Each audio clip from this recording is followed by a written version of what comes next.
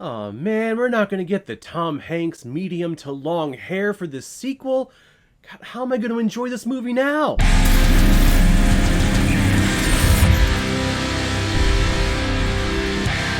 Angels and Demons, released in 2009 and is directed by Ron Howard, who's also behind the other Robert Langdon films in this trilogy, Inferno and The Da Vinci Code. And this film is starring Tom Hanks, Ewan McGregor, Ayelet Zurer, Stellan Skarsgård, Pier Francesco Favino, Nikolai Lacasse, and Armin Muir-Stahl. Can we take a moment to pay our respects to that amazing haircut that we've never seen from Tom Hanks since? A few moments of silence, please. The arms of the angel. And the reason why we're talking about Angels and Demons today is because it was a PayPal recommendation and donation from a big contributor and supporter of this channel, David Klimov. Thank you once again for your support and your recommendation.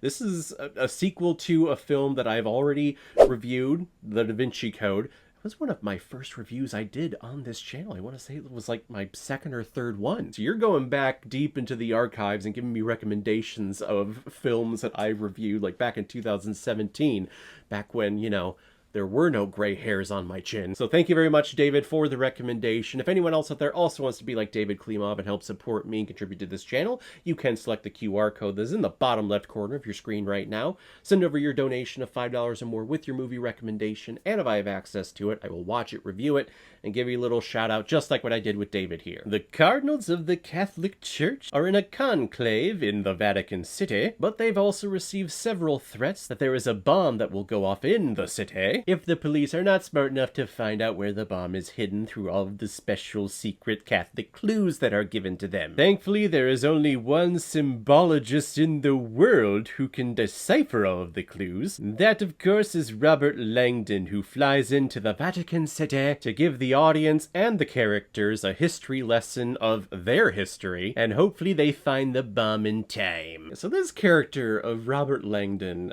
I would say that he was more tolerable in the Da Vinci Code. I feel like that's the case because in the Da Vinci Code, he was actually being chased by the police because they thought he had something to do with the murders that were going on. So as an audience member, I was attaching to him, or I felt more sympathy towards him. In this film, he's kind of a dick. He is constantly giving us a history lesson and being like, guys, this is your history. Don't you know what this means or what's going on? And then he continues to spat off for like the next 10 minutes of the entire Catholic history or Roman history period that is behind this one tiny little symbol. I don't know, this intellect of this character just seems like it felt like he was reading off of a script, as if he already had this information compiled into his brain and ready to go because he knew a couple of things were happening. I shouldn't put that on the character. Really, that's the writing of this movie. There's just a lot of exposition that is provided by Robert Langdon as they are running or as they're following the police and they're going down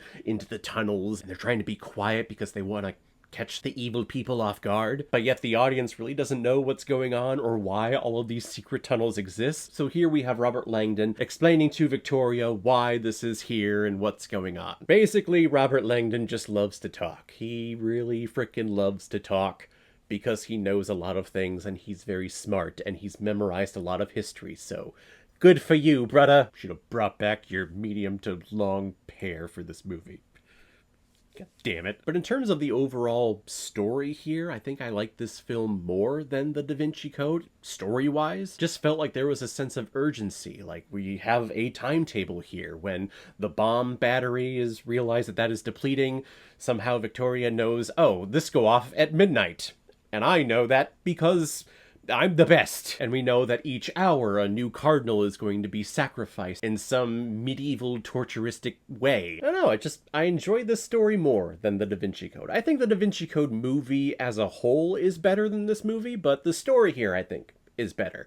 I know, I'm kind of confusing myself with that logic, but you know what? It's my channel, I'm going with it. Plus, I just always love seeing Ewan McGregor in a movie. I just love him as an actor. He's a very genuine guy, and Just loved him on screen. Stellan Skarsgård, who is one of the greatest supporting actors to have ever lived. He's basically in every movie that you've ever seen, which makes sense because in order for a movie to be considered a movie, you have to have a Skarsgård. So here, this movie has a Skarsgård, therefore it's a legit movie. However, he seems out of place in this film. Like, his accent, how he presents himself, like, you don't seem to be of Vatican City, sir. But you know what? You're here. You're the chief of police. Maybe you were transferred in and you don't like that you had to, and gosh, you just look like you don't want to be there right now, dude. That's what I'm saying with this script. It just feels like everyone is just annoyed by everyone. Probably annoyed that Robert Langdon won't shut up talking about all the history and stuff, so everyone is feeling like belittled or not as intelligent as him, so everyone's just in a shitty mood. That's what it feels like. But then there are moments, several moments in this movie, where Langdon is suggesting, hey, we gotta go here, or I need access to the archives because there's something in there that I need to see that'll give us a clue. But they're always hesitant to like go with him or agree with him or allow him access. And then Robert Langdon says something to the effect of like, guys, you called me, or yeah, please, discuss it. I mean, we only have a timetable here, but take your time. Discuss it over and meet back with me in like 15 minutes while I go get a coffee or something. God! I think that's a trope in a lot of thrillers or a lot of cop dramas, where you have someone telling an officer, hey, this is going on, we need help, but then the officers kind of discuss it really quick. And here they call it out like, oh, no, please, discuss it, talk about it.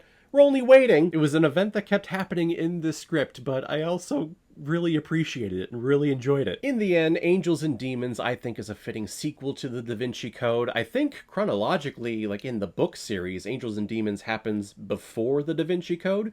Maybe that's why we haven't seen the hair yet, is because after this event, he decides to grow out the medium to long Tom Hanks hair for the Da Vinci Code. See, I'm happy now. I'm settled. Maybe we don't have to have a memorial for the haircut because it hasn't happened yet. In this film, the medium to long haircut is just beginning. I'm gonna give Angels and Demons 3 out of 5 Blu-rays.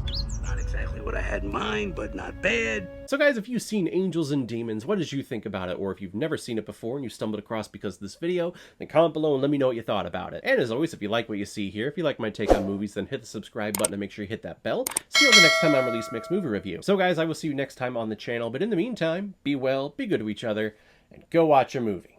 Take care, guys.